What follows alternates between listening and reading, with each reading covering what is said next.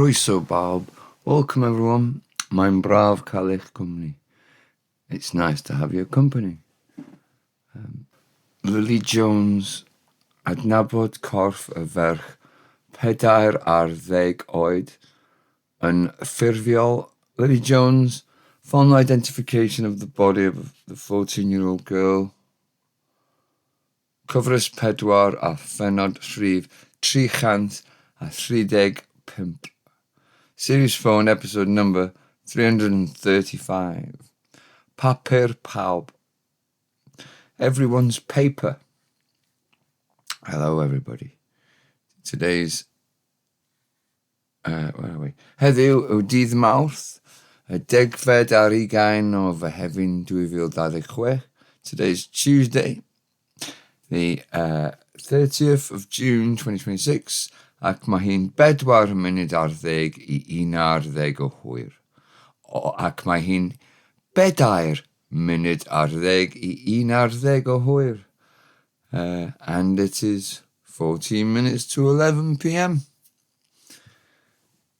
There's some pictures there on the web lesson. Some books I found in Aberystwyth and some bro papur or papurau bro community newspapers. Aethon ni I siopau llyfrau Cymraeg on Aberystwyth dros y penwythnos. We went to Welsh bookshops in Aberystwyth at the weekend. Mae nhw'n lle da I ddod o hyd I wybodaeth leol. They're a good place to find local information. Mae nhw'n aml yn gwerthu papurau newydd cymunedol lleol o'r enw papurau bro. They often sell local community newspapers called papurau bro. Mae gwers heddiw yn ymdrin ag erthygl o bapur newydd lleol. Today's lesson covers an article from a local paper. Mae yna ddolenni I bapurau newydd ar gyfer pob ardal. There are links to papers for all areas. Mae rhai copïau digidol am ddim ar-lein. Some have free digital copies online.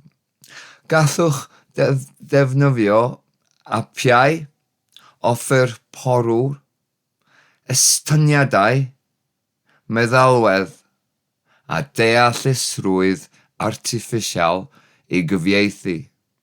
You can use apps, browser tools, extensions, software, and AI to translate. So yeah, what I found out today, what I just did, took a quick picture of the front page of one of these bro papers and asked ChatGPT to translate it for me quickly and give me the words. And that's what you got in the lesson.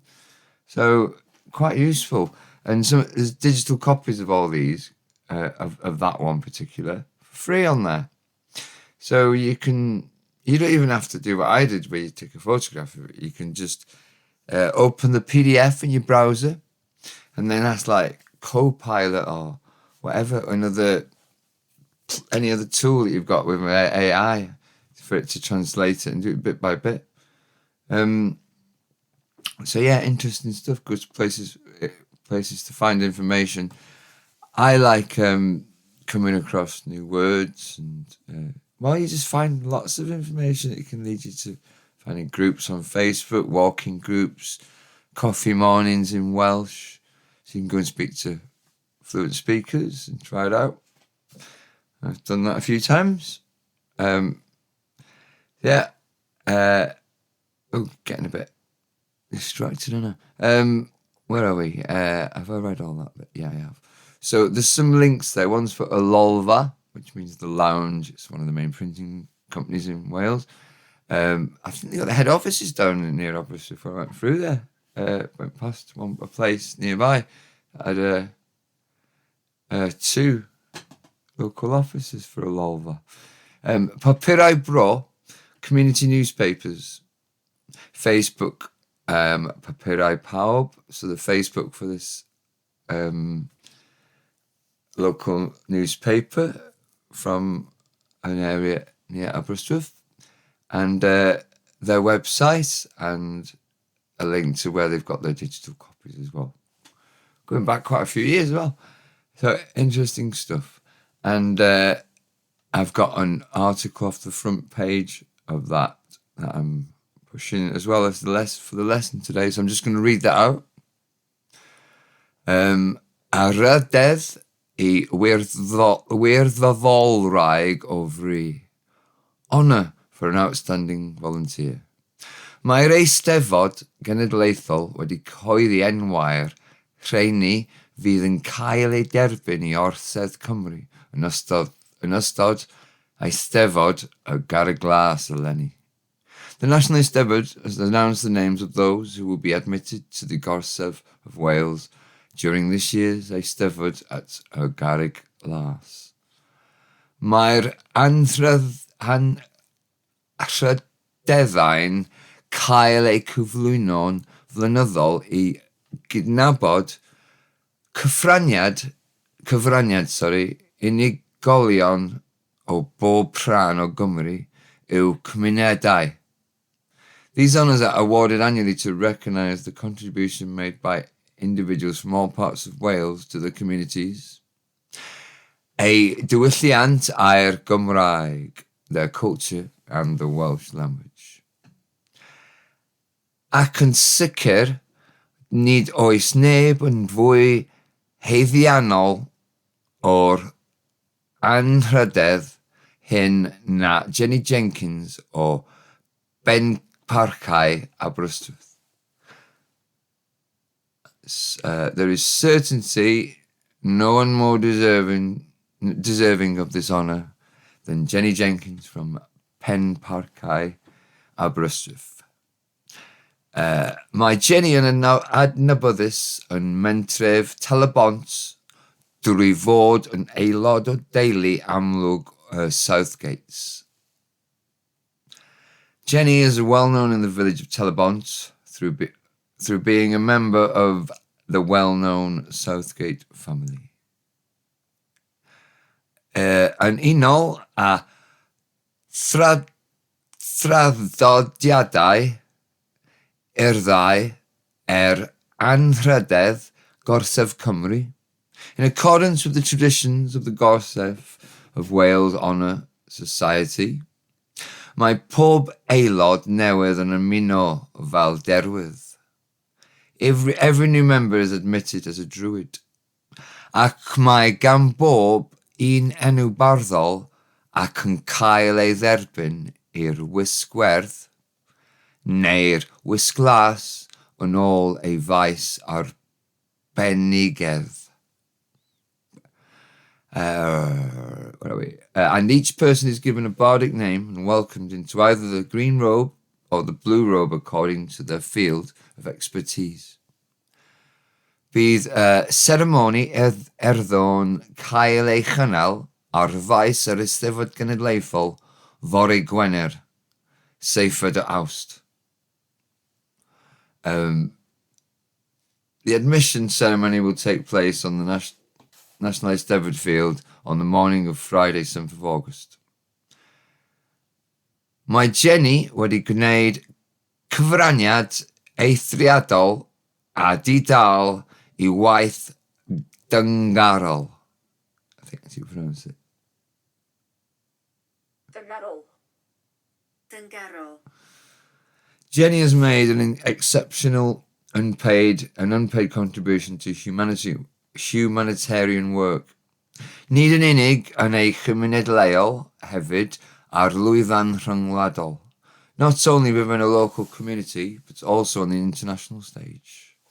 Yn ystod cyfnod y pandemig COVID-19, bu'n gwirfoddoli'n frwd gyda hwb cymunedol Parcau. During the COVID-19 pandemic, she volunteered enthusiastically with the Parcau Community Hub. Gan gefnogi trigolion bregus a sicrhau bod cymorth hanfodol yn cyrraedd y rhai oedd ei angen fwyaf. supporting vulnerable residents and ensuring that essential assistance reached those who needed it most.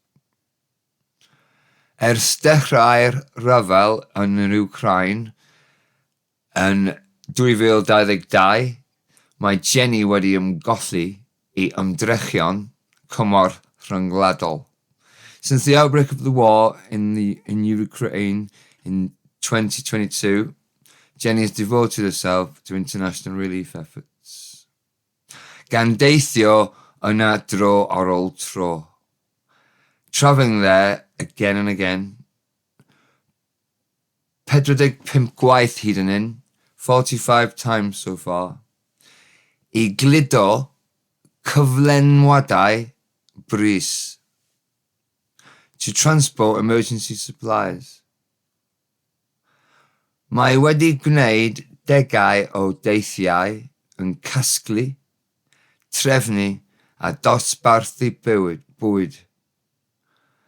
She has made dozens of journeys collecting, organising and distributing food, dillad ac offer meddygol, clothing and medical equipment, gan weithio'n ddiflino I gefnogi cymunedau sydd wedi heffeithio'n wael gan y gwrthdaro.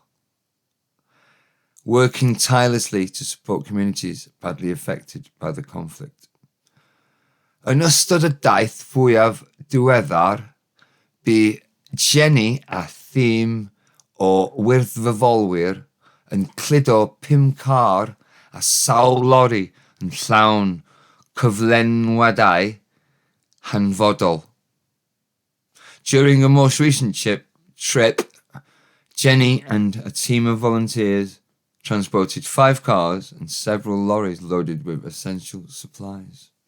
Ymhlith y rhain, roedd nwyddau meddygol fel meddyginiaethau sylfaenol, eitemau ar gyfer mamau beichiog a chyflenwadau ar gyfer ysbytau a chartrefi gofal.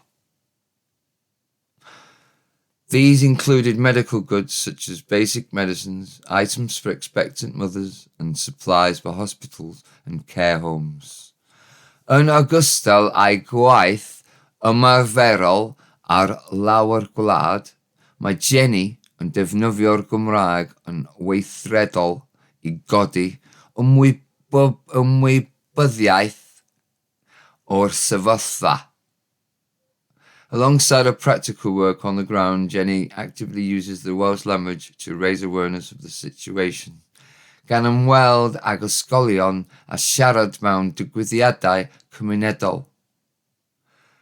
Visiting schools and speaking at community events. Trwy wneud hynny, mae ysbrydoli eraill I gyfrannu a dangos undod. By doing so, she inspires others to contribute and show solidarity. Gan gryfhau'r cysylltiad rhwng Cymru a phobl Ukraine. Strengthening the connection between Wales and the people of Ukraine. Mae'n hynod bwysig bod y bobl yma yn gwybod bo ni yng Nghymru ar gael i'w helpu nhw, meddai. It's incredibly important that the people here know that we in Wales are here to help them, she said. The rest of it, you can read yourself. There's a few more paragraphs, and there's all the words to go through. There's quite a few new words, and games and stuff. And then I'm going to hop down